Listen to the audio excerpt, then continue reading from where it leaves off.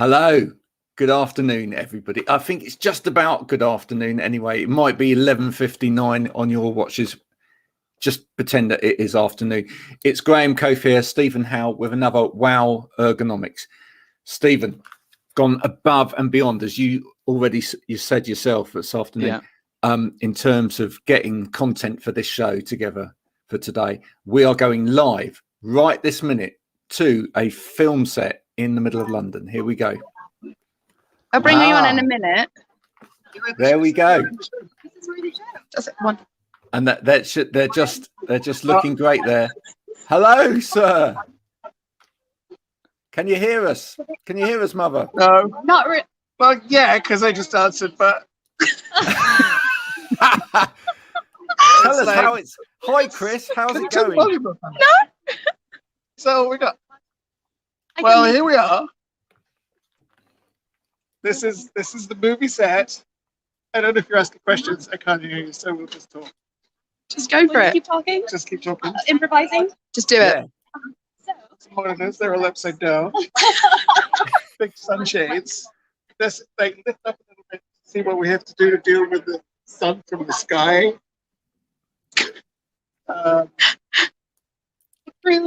They're in the back. Tell us about the scene that you've just filmed. The scene I just without giving it away. Oh, that's hard. It involves singing, dancing. A lot of singing, a lot of dancing, a lot of clicking my fingers, and death and disappearance. Like I click my finger and I disappear. Yeah, wow. That's me in a nutshell. Hazel Almond. Any questions? Yeah. How many coffees have you had this morning? How many copies have you had? 0 so far. No, water. That's not true. You had a cappuccino. Oh, no, I had one cappuccino. And milk in it. Are you on schedule? Yeah, I think so. Scheduled enough. Better than before? Better than before, as far as I can tell. Schedule's Good. Good. Just kidding.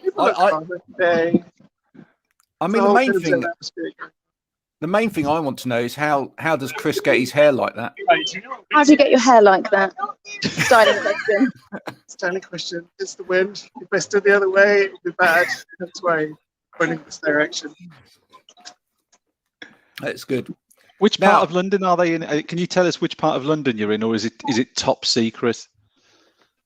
Which part of London are we in? We're in Romford.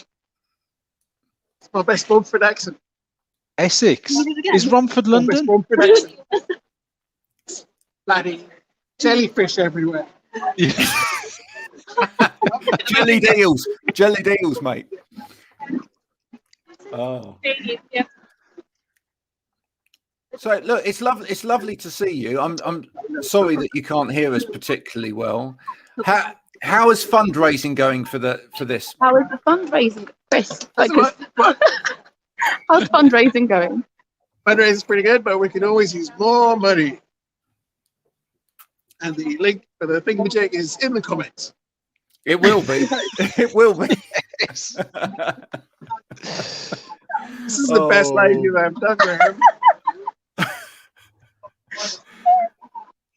Any other questions, Graham? Well, other than Stop laughing, Graham. Right, we're going to walk you around. Walk me around. You're going to lead. Yeah, show me some more. That's it. I love this. Look, what's going on behind here? Yeah. There's a lot of people dressed in black. Would you like to tell them anything else? No. That's all secret. Oh, we're up again. Wow. There you go. Gone. Wow. And they've gone. It always intrigues me, Graham, with these things. They were clearly on sort of Romford High Street. How do you go around shutting off part of the high street? I mean, is there a department in every council that's called the filming department, where if you want to film on the high street, you go and arrange it? How do they do these things? Well, do you know what? I would ask my son that, but he's out filming today. closing off yet another high street somewhere else and causing more havoc. Actually, in Right. Taunton. Actually, in Okay. Taunton this time with the BFI. But yeah, they do actually have to close off streets, which is unbelievable. You have to do a lot of preparation in advance. You do have to write a lot of letters and get a lot of, either that or you just have the balls to prop up and with some signs that say street closed. Yeah. Quickly do a bit of filming.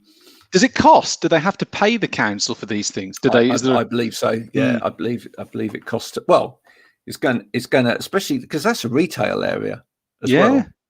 Yeah, I don't know how that works out. Whether the council have to reimburse all of the people and they have to pay the council. I don't know.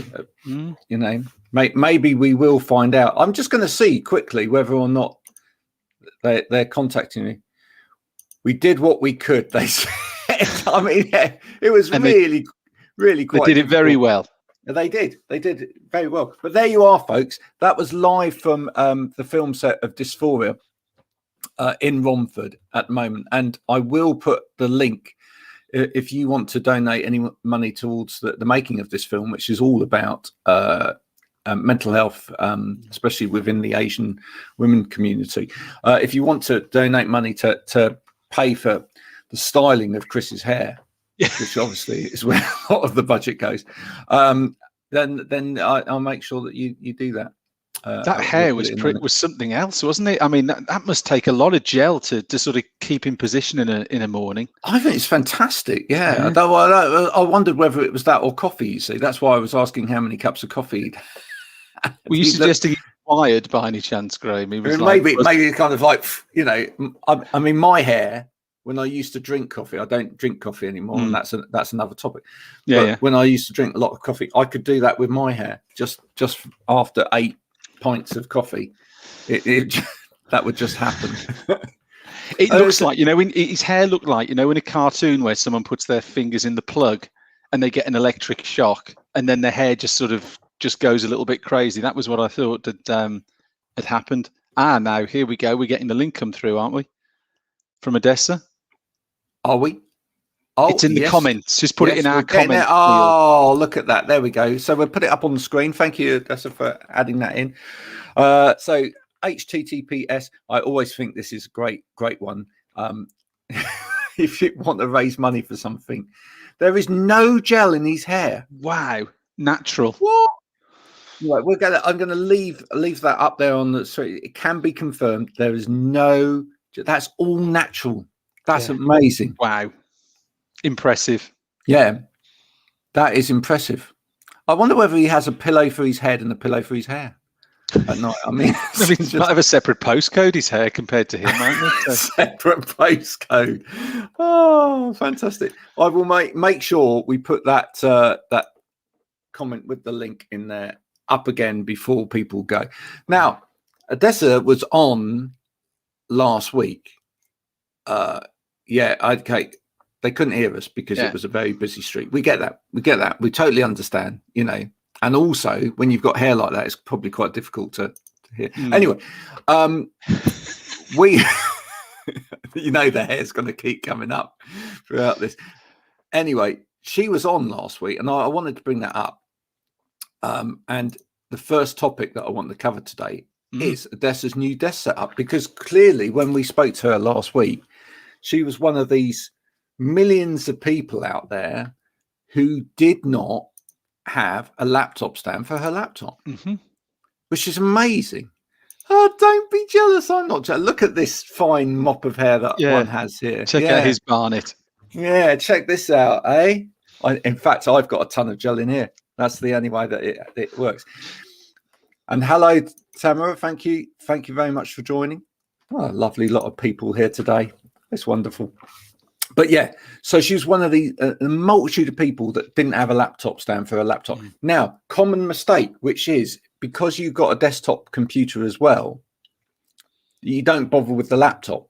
Common mistake in terms of ergonomics, because then you just think, oh, well, that's the laptop. I work work on that as a laptop over there. But actually that can make things even worse, because this whole setup in front of you here with the monitor at height means that you're having to sit up properly for that. Yeah. And you have everything in line with that, but then you seemingly have your laptop to one side, and you then end up kind of not only hunching over the desk to work on the laptop, but hunching and twisting at the same time. Yeah, there's a big twist, isn't there? Because as you say, you go from looking there to so you are doing that sort of twist, and you can, and just doing it there, you can sort of feel it already in your spine. And I think Odessa made a comment, didn't she, around she felt she got some sort of curved spine issues, and you can understand why. Well, we'll bring the post up so we can all have a look. There it is, indeed. There we go. So there we are. So now we can see, with the addition of the kit that you sent her, which courtesy of back at Elkhuysen, there it is there. On the right-hand side, we've got the monitor much better height, in fact, level pretty much with the main monitor. Mm. And the only thing I have advised her to do is perhaps then bring the other monitor round slightly and bring that one more into a V, so that actually she's got equal movement of the monitors. But let's point out, while we're here as well, she is very, very keen, as she told me a couple of days ago, on notes and writing notes. She writes notes for everything, as I expect a lot of people do out there. One of the great things about your laptop riser there, do you just want to comment on this, Stephen? Look, notes on the front. Absolutely. It's got a patented integrated document holder. So what it means is, if you are still, people are paper heavy, using a lot of paper, which not everyone is nowadays, it allows you to work in a straight line. So it allows you to put your paper and your notes in between the keyboard and the screen. So again, we talked around twisting of the spine, moving from side to side.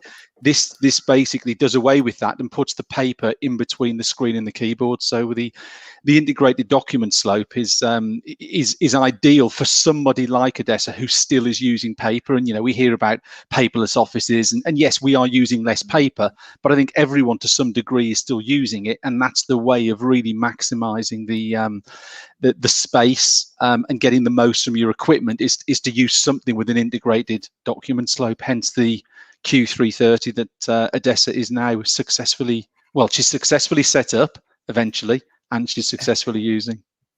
And let's just go back to her post, because she came out with some great statistics as well. So just cover this. There we go. 142 workers were killed on the job. Now, I'd love to know. Actually, can you clarify what that means?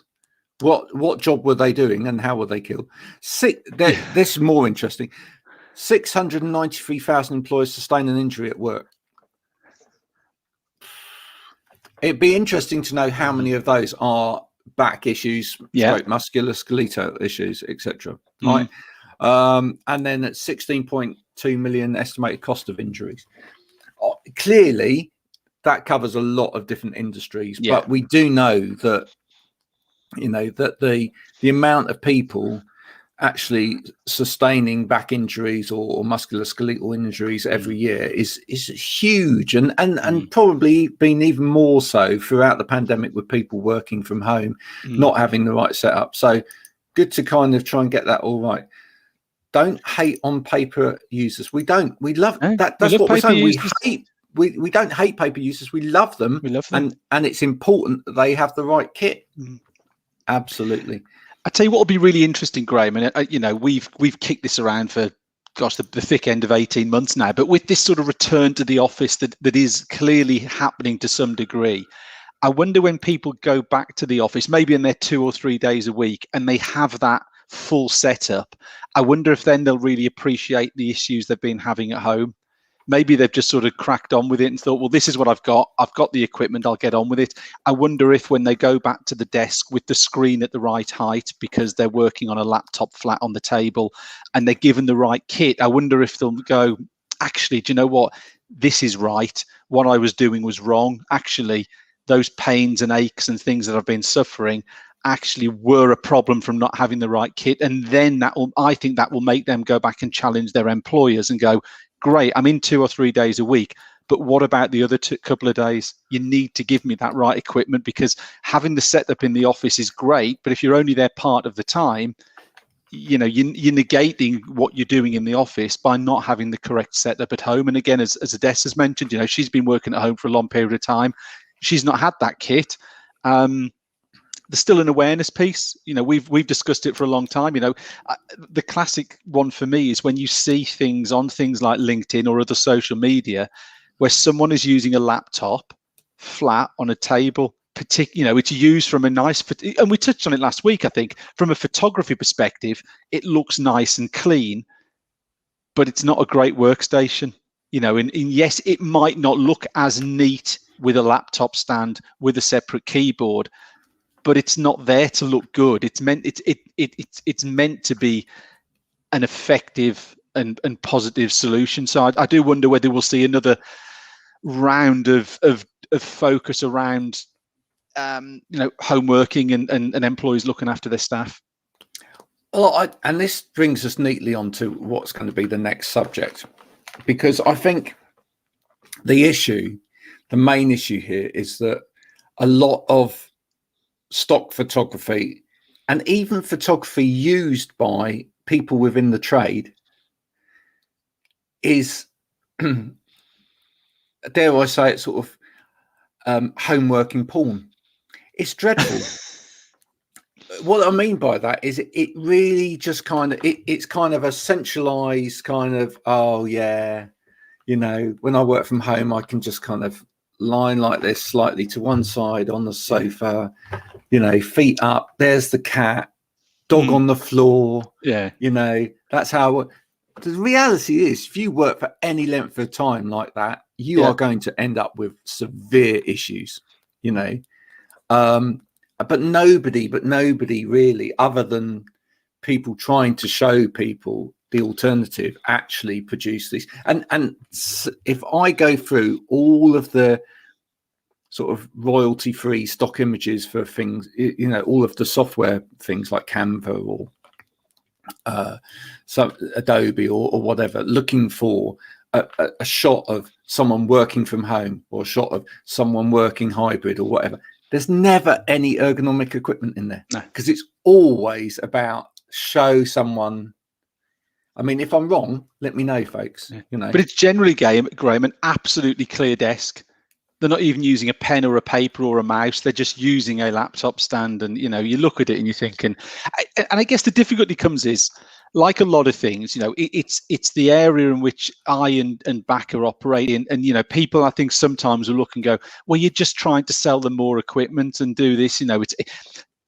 Ultimately what we're trying to do is add value for people, and if people haven't got that, it really, really will improve their performance. I guess it would be like a runner, with a not having, running bare feet versus in a pair of shoes. Yes, you are trying to sell them trainers, but you're trying to do it to improve their performance. And I do sometimes think that there's a cynicism there that, it's spending more money. It's only gonna benefit those one or two people. But actually, like Odessa has found herself, living, breathing example of giving people the right kit, and they absolutely will see the improvement, and they'll start to self-diagnose some of the issues they've potentially had. And I think it was in that post there that Odessa referenced the fact that she felt she'd got some sort of spinal issues because of that. Well, even at the time that I took that photo this morning before we went live, just have a look. There's 34 likes and 16 comments on that. Yeah, that just proves it. There's a lot of people that still don't know. Right, and there were a lot of people, if you read through that, I expect you have, but if you read through some of the comments on that post, there were quite a number of people went, oh really? Oh yeah. Never even thought about this. No. So it's the reason we crack on about it time after time after time is because it takes a long time for this information to filter through.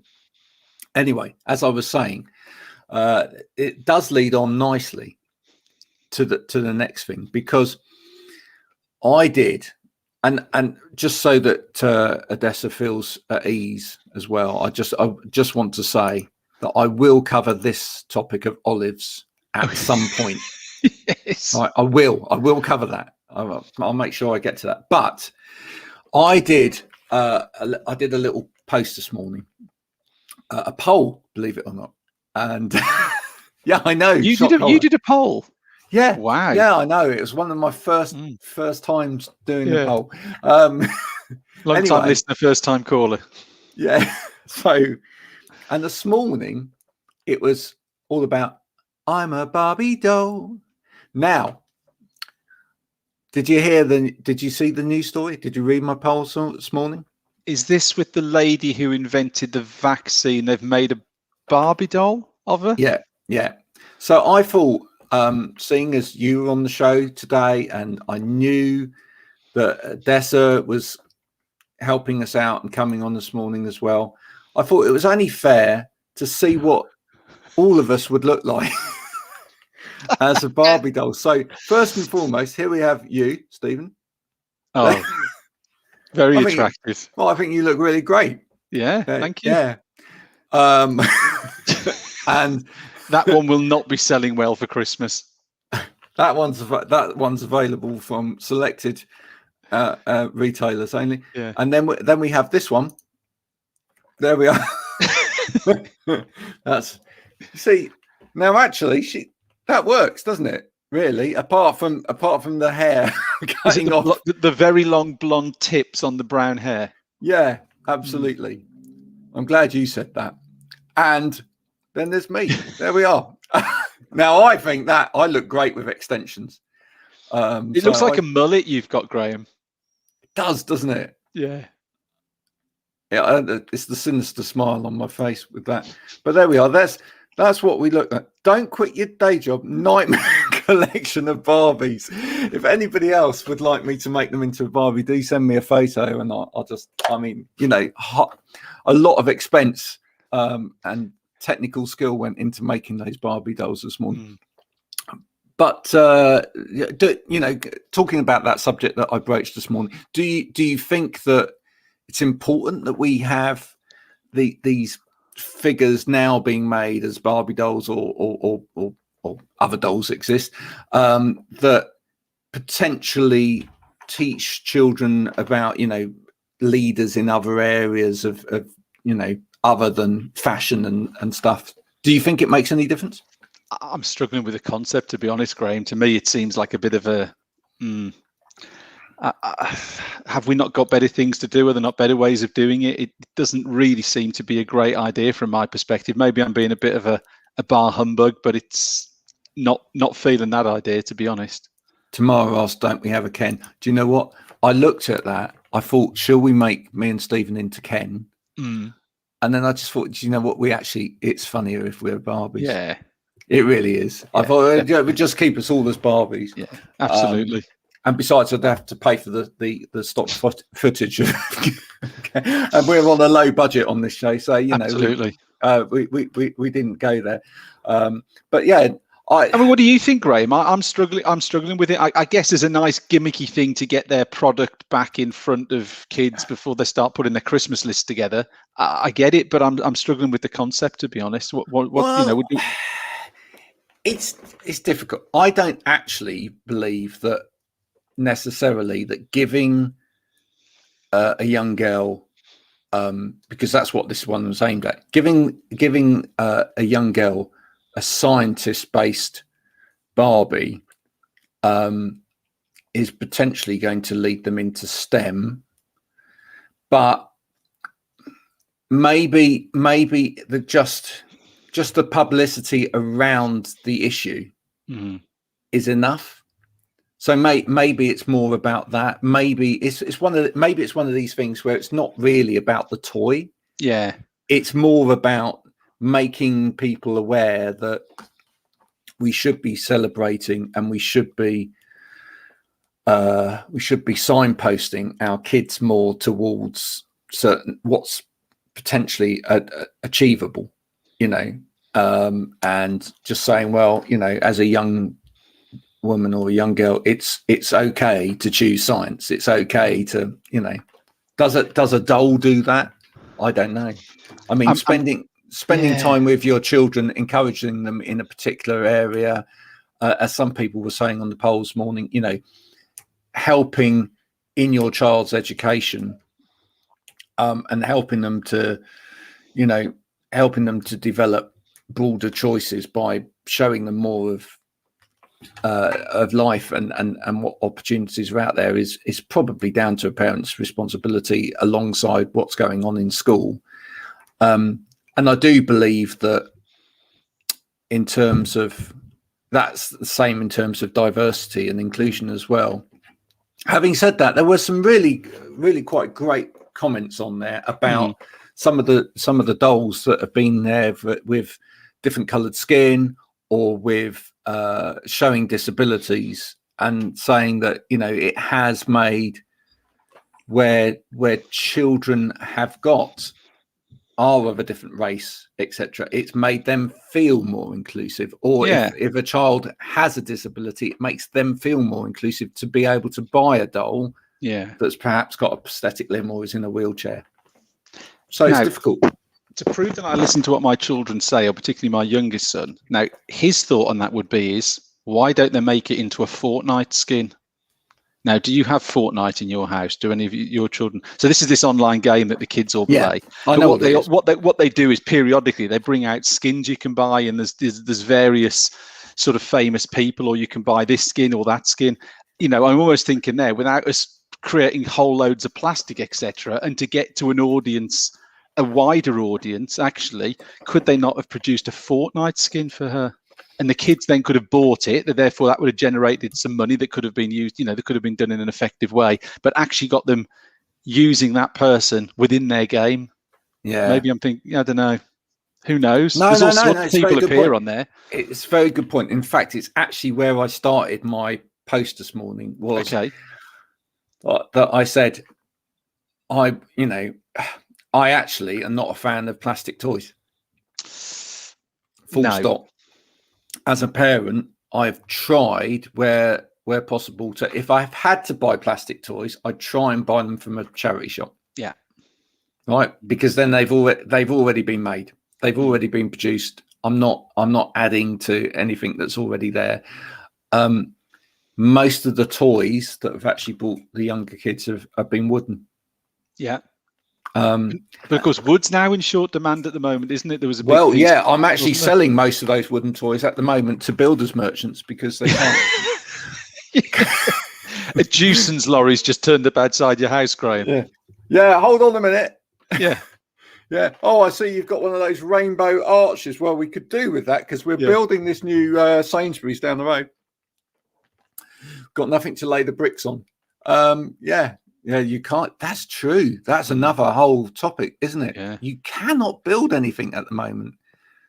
If anyone's out there, you're trying to build, an extension on your house, or, a new building at the moment. I mean, I think all of the building materials in the local area at the moment are going into the new swimming pool in Chard. We're having a brand new leisure complex being built. Nice. Yeah. That's probably eating up everything, and that's the trouble, isn't it? It's and HS2, they reckon, as well, is one of the big reasons for issues, particularly around cement, isn't it? The fact that you've got big infrastructure projects that are just hoovering up all of the supply of these. Well, products. Hinkley, around here as well. I mean, that is the trouble. All of these bigger projects are actually eating up all of the material, and you can't get it for love nor money. So there you go. Now, another topic that came up, and it was this was actually on the ergonomics. I'm going with the ergonomics today. But we usually work our way back to ergonomics, Graham, about 54 minutes into the show, don't we? But we're going for it up front and center today. Yeah, absolutely. We could have even mentioned the height of the monitors on the film set, etc. But we won't even go there. So another one that keeps seemingly coming up, and this one was brought up on the Institute of Chartered Ergonomics forum, etc., is this artificial intelligence in ergonomics. There you go. That's about as much as I'm saying on that, because I haven't got any intelligence, let alone artificial intelligence in ergonomics. Do you think? Let's bring that back up. Do you think that artificial intelligence is going to play a big part in terms of ergonomics going forward? I think it probably will. I think it will, but I think at the moment, I think we haven't got the basics right anyway, as we've just discussed. We're sort of, we almost, are we trying to run before we can crawl? I still think, particularly on these shores, we still have a lot of work to do around the field of ergonomics, and it almost feels as if we're sort of running away from ourselves. So, like we said before, enough people aren't looking after themselves already in a pretty basic situation. Then we're looking at bringing AI into it. So for me, yes, but I'm not sure it's at this moment in time. What about you? What are your thoughts on it? Well, I think it depends what you mean by artificial intelligence here. I certainly think, let's break this down and go back. I certainly think data will drive ergonomics. Yeah. Certainly think data will drive ergonomics. So, for example, and I'm going to segue in another one of your products now. You have a piece of software. Yes. Yes. What does that piece of software do? Twofold. So the first piece is around giving you feedback about how you are using your input devices, keyboards and mice. So there's some statistics and some feedback. Data. Second one is around encouraging movement. Sort of looking at how you are working with your input devices and giving you a soft reminder around taking those necessary breaks. But again, it'll be pulling data from how much you are working and then giving you advice based upon how you are working. Yep. Now, have you seen, and I don't know whether you have or not, but there's a chap on LinkedIn. Sorry to all of those Twitter people that are watching this on Twitter, but there is a chap on LinkedIn who has that piece of artificial intelligence where, as you work, it's a set of clever cameras and it looks at where you're putting your arms and how you're sitting, etc. And it does it works out all of the weight loadings in terms of what strain you're putting on your body and your back and your wrists and your whatever at any particular point. It's the same kind of technology that they use in those clever Amazon stores where you walk in, you take something off the shelf, you walk out and you don't have to pay for it. Yeah. Correction, you do have to pay for it, but you don't actually physically have to pay for it at the counter like we've always had to do, wait in a queue. It just knows that you've taken that item because it knows exactly where your hand and your arm was at that point. It knows what item was there. It even can see the shape and etc. the item. And as you walk out, it then debits that off of your account. So there you go. And then everything's good. The problem is when you get home and it's gone wrong. And it reckons you've bought 32 pints of milk. Now, I don't know what you do then. I don't know what you do. You go back to the store. I didn't buy 32 pints of milk. They have to all sit there and look through the footage to see what's happening. Yeah. But so he's got this bit of it. That actually works out exactly how you're working and then can feed you back data. Do you think we're seeing more of that? I think it has to. I think there has to be. I think there's such focus, Graham, around the way we work and studying what we're doing, how we're working. It has to be a natural progression, doesn't it? I don't think we're ever going to go back to how we were I think a lot of it ties into the COVID piece, doesn't it? There's this so much interest in how people are working that absolutely people will be looking at how can we improve performance, how can we become more efficient. So yeah, absolutely, it will play a part, no doubt. Well, now you see, I'm glad you mentioned the COVID piece, right? I mean, nobody's actually glad that I'm mentioning COVID, but I'm glad you tied the two things together because there's where I think it sits. Because at the end of the day, correct me if I'm wrong here, in order to give people confidence to go back to the office and work safely, especially in large offices, etc., maybe some of that technology whereby it's actually looking at what people are doing and where their hands are going, and you could combine the two things.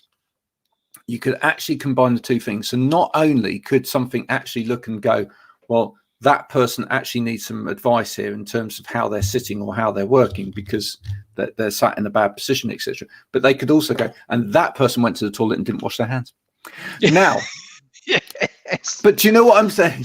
Yeah. Being crude. But at the point, the point is this: it could actually go. Do you know what? That person hasn't sanitized their hands all day. This person hasn't wiped down all day.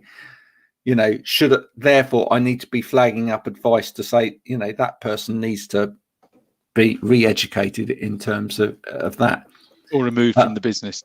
or removed from the business. What's this comment? I think the inclusion is brilliant for those who face natural exclusion. I think we're still on the Barbies. Yeah. It might be the slight delay. Or are we talking inclusion of artificial intelligence? Maybe, I don't know. But yeah, no, I think inclusion is important in terms of Barbies. For those that need to feel identity with it. Back to artificial intelligence. Yeah. I do think it will come there. And if you read the article that was provided, I don't know whether I can find the article quickly. Yeah, it's I'm going to actually copy this quickly and put it in the chat so that people can see it. Oh, so we're just banging them out today. Look at this. Here we go. I'll scroll this one along at the bottom. There you are. Another snappy little website address. Just rolls off the tongue, that one, doesn't it? So. Just rolls off the tongue. Do you know about Owly, that thing that shortens your URLs? I think a lot of these people need to invest in Owly that shortens your URLs. And anyway, analyticsinsight.net. Go there and have a look for 5 types of artificial intelligence. That's really the key to it. They identified that there's 5 types of artificial intelligence which will affect ergonomics as we go forward in 2001. Customized technology provider, algorithms, human machine interaction, reciprocating machines, and these are the 2 that I find particularly disturbing: reciprocating machines and theory of mind. So reciprocating machines are basically that you want your intelligence, your artificial intelligence, to be more human. Yeah. So as you talk to it, it's a bit like Alexa. You want Alexa to act more like a human as you go on. And theory of mind, so that can artificial intelligence develop like a sixth sense, like a human? Those are the bits that I find a little bit whoa. Now we're going there. I daren't repeat the name of that smart device you just mentioned, because there's one within about 2 meters of me. So if I was to say that name, I'm sure it would start to. Yeah, there you go. Alexa. Other smart devices are available. Yeah. Are you with us? Yes, I'm here. I listen once I hear the wake word. Oh, scary. Go for it. I was just saying, yeah. I wonder if Alexa can hear what I'm saying. Alexa, can you hear what I'm saying? I've gone to the pub. I've gone to the pub. Exactly the same message as you. Yeah, there you go. So this is some consistency. When you start to speak to Alexa, we got the same message back. Yeah. But have you seen the experiments that are being done now with taking the voices of people that have departed within your life and putting them into Alexa? Oh no. Yeah. No. I'm not sure about that. That's something that's happening, and so the whole idea is you can then use the artificial intelligence, the conversational piece, to ask the person that has deceased questions that you perhaps didn't know about their life. So that the whole idea is that before the person dies, they record a whole load of conversations onto the device, and then after their death, you can then have a conversation with them via Alexa, and you hear it back as their voice. Okay. Yeah.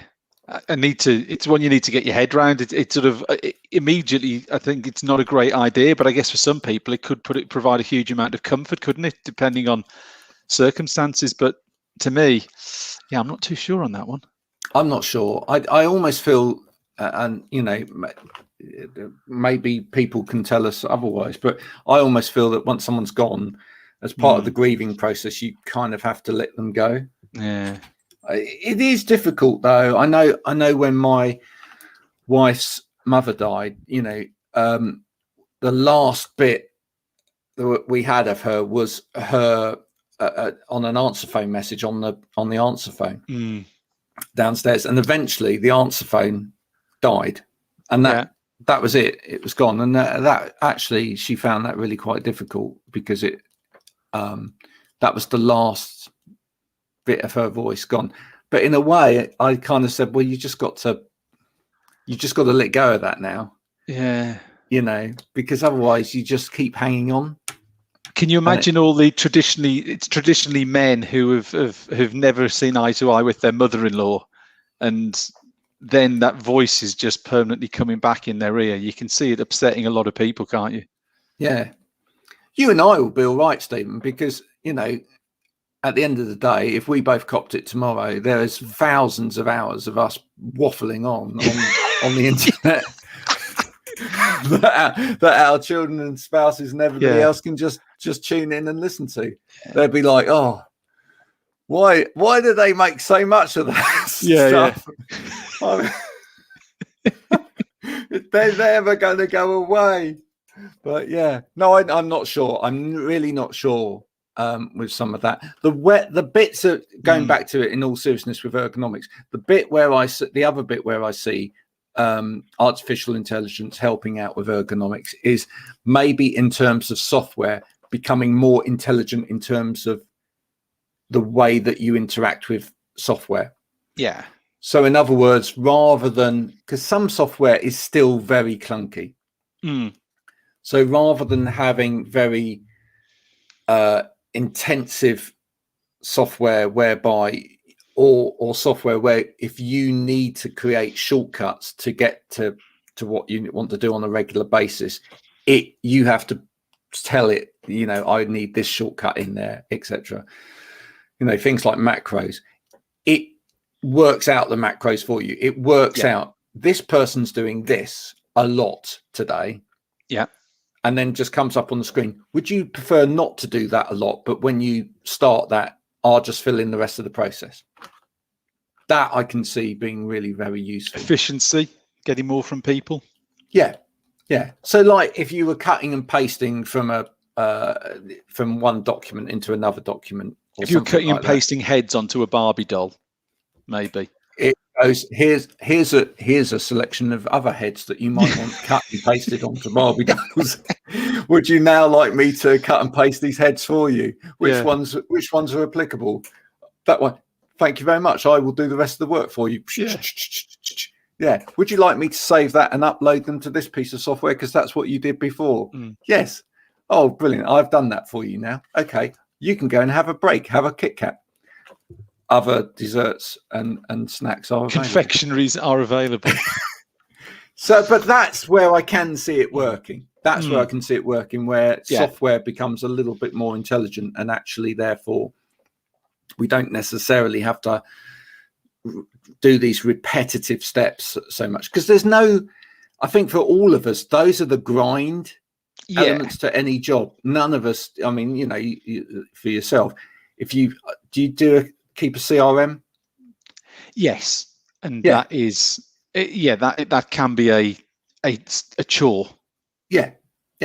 So if there was a better way of getting that information in there, where you could just go, I've just been to see Derek. This is Derek's business card, and then it just goes off, comes back and goes. I think this is all of Derek's information. Would you agree? Yeah. That would be great, wouldn't it? That'd be fantastic. Yeah. When's it coming out, Graham? I was going to say I'm working on it next week. Yeah. I won't be here the week after. I'll be in Barbados because I'll be a millionaire if that's the case. So yeah, I think those were the topics that I wanted to bring today. I haven't asked yourself. So, are there any other topics that you wanted to bring to the table today? I mean, nothing. I think, I mean, from slightly on a diversity perspective, when we've touched on inclusion, etc. Going back to something we spoke about last week was the Olympics. I have to say, I've really enjoyed some of these events and sports that I've not particularly seen before. So the skateboarding's a new one. But I tell you what's a brilliant idea, and you wonder why it hasn't been done before, is the mixed relay races.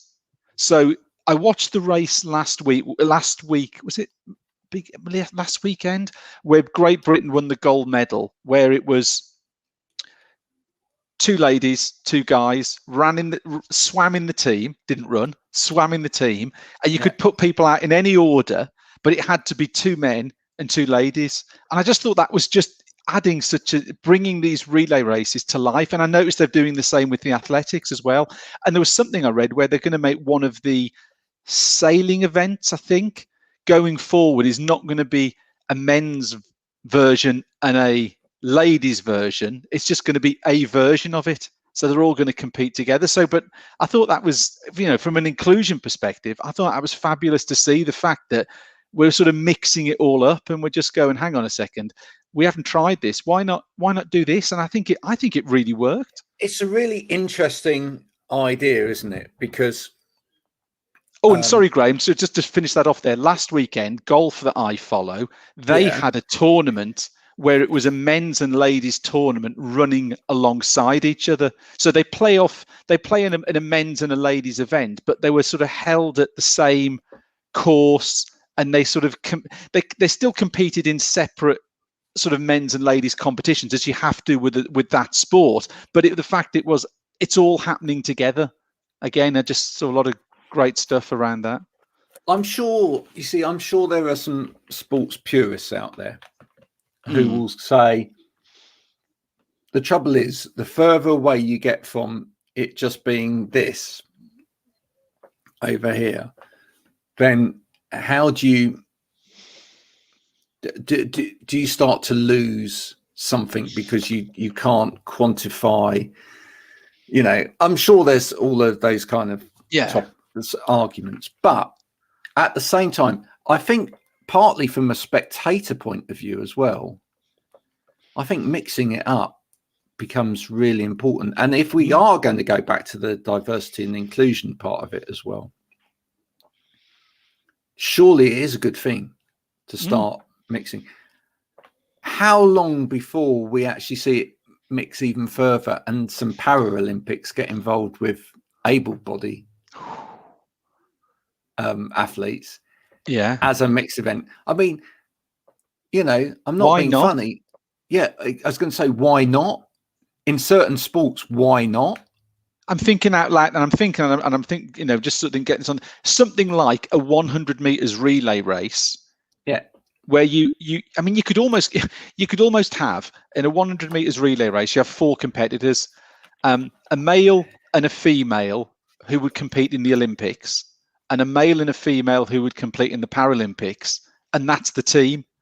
And everyone has someone who competes in a different category. And you know what? I'd really want to watch that. Yeah, I'd really want to watch that as much as anything else, just to see how they strategize it and how they decide to do it. And then there's other sports where you'd think, well, actually, maybe this just works. What about rowing, for example? Why couldn't you mix it up? Yeah, why couldn't you? I think where it would struggle would be contact sports. Yeah. So I don't really see, and I might be wrong on this, I don't see how you could do a football or a rugby where it's contact sport, and it is a lot of the time down to physical size and the difference between a woman and a man from a physical perspective. You potentially can't overcome that. But you mentioned there the rowing. Cricket, could you mix it up with a cricket? Could you have a team of 5 or 6 men playing with 5 or 6 women in the same team? And yes, okay, you're going to get some physical disparities, but why not?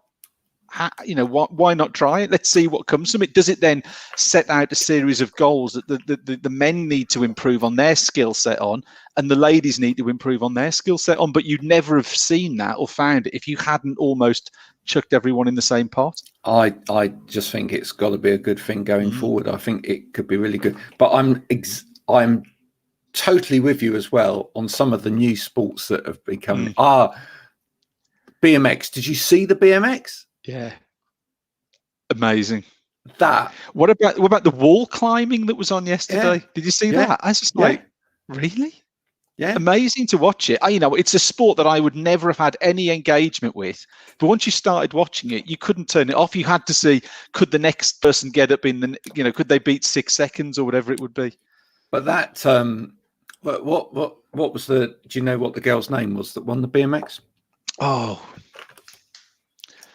there's something called the internet. I'm sure we can find it on there. If anybody, if anyone could tell us, BMX champion. Let's have a look.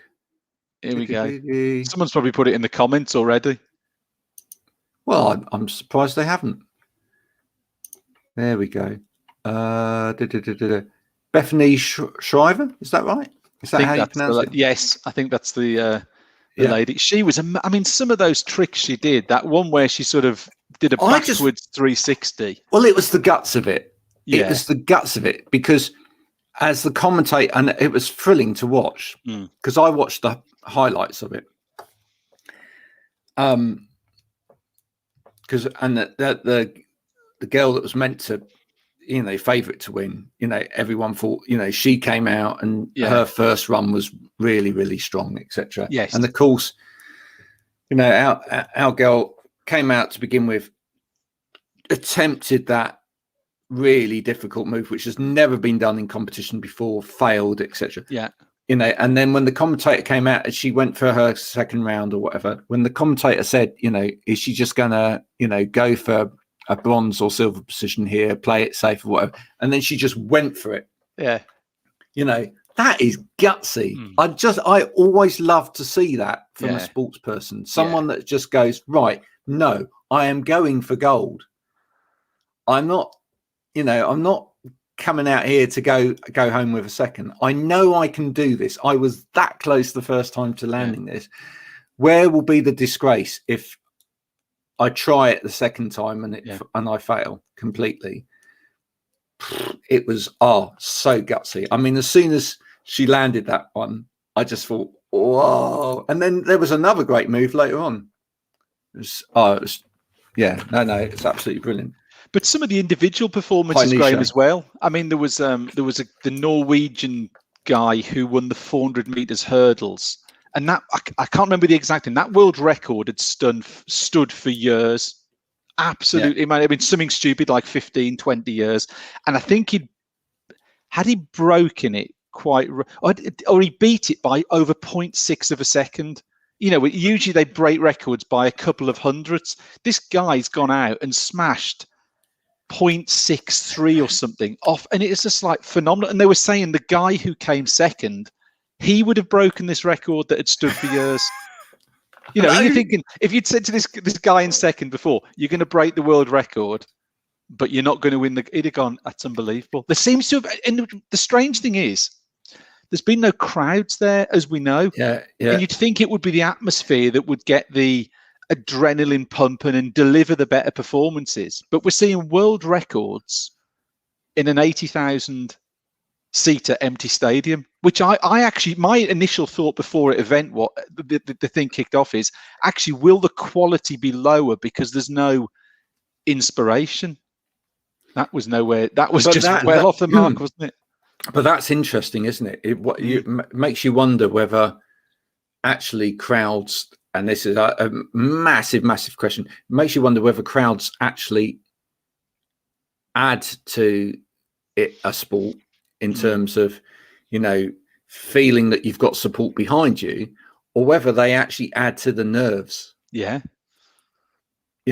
Whether actually just being able to completely focus, you haven't got to drown out the noise. Yeah. You aren't hearing anyone go calling your name and you're thinking, oh, I've got to do it for them. Yeah. Yeah. Whether that actually just helps. Yeah. Could be. Don't know. Or are they selling something in Tokyo that, that we should be drinking? Well, let's see if they all pass their the drugs tests after. Well, no, it could be. No, I'm talking about a completely legal substance, but just maybe there's something in the coffee or the energy drink over there that's great. Yeah, well, I don't know. That'd be good. Can they let us know? We can get it over here.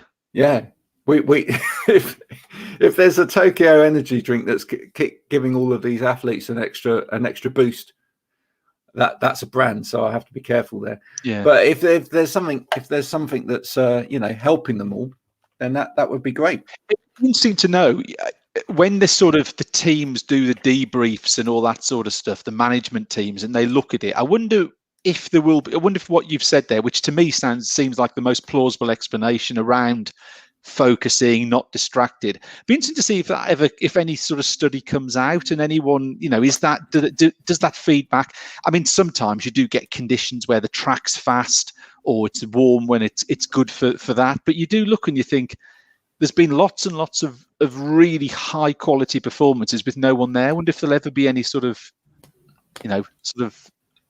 feedback documents to say, actually, this type of athlete performed better without a crowd. This type of athlete performs better with a crowd there. It could be personal preference, couldn't it? Well, all of the university students who are listening to this or watching this over the next few days, there's a really good dissertation for you if you're doing sports science. Mm-hmm. Okay, you can pay me and Stephen in installments for coming up with that idea, but there's Absolutely. A dissertation for you. Does a crowd improve or negate your performance? Depending upon your social, economic, political, whatever. Yeah. Psychological makeup. Absolutely. Yeah. There you are. That's it. We've come up with. Yeah. That's. Oh, it sounds a little bit like my dissertation at university. Did you do a dissertation? No, I didn't go to university. Oh, right. Yeah. My dissertation was on the effects of psychological thrillers on men. Okay. Right. It involved me getting men and women, because women were used as a control group, to watch psychological thrillers over and over again, and I did psychological profiling for them all, and then I had them all attached to galvanometers and things like that, and then did post watching questionnaires, etc. And do you know what I came up with? What was that? And I actually got an honours for my dissertation. I came up with this is brilliant. If you're screwed up in the head already, then you shouldn't be watching them. Right. If you're all right, if you're not really affected by anything, and you're of a sound mind, you're fine to watch them. Okay. All right. There you are. It's What I actually found was that there's certain types of psychology that if people have certain types of psychology, they should not watch psychological thrillers, because it will actually have an impact upon their psychology. Okay. Yeah. But if you're of a other kind of psychology whereby you can watch that sort of thing and it just flies over the top of your head, sort of thing, then it's fine. So, we should test everyone before they go into cinemas. Yeah, that's what that's all about. Well, that's been a fascinating, wonderful show, and this will end up our August. We'll be back, ladies and gentlemen, in September. What a load we've got through today. We have live on a film set. Yeah, Barbie dolls with people's heads on.